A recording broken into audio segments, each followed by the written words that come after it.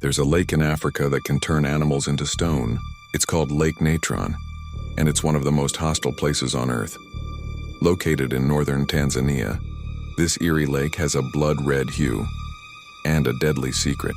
The water is extremely alkaline with a pH as high as 10.5, enough to burn skin and eyes. It also reaches temperatures up to 140 degrees Fahrenheit.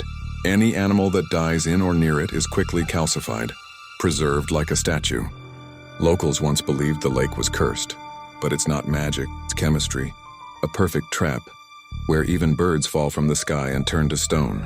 The real question is how many secrets like this are hidden in plain sight.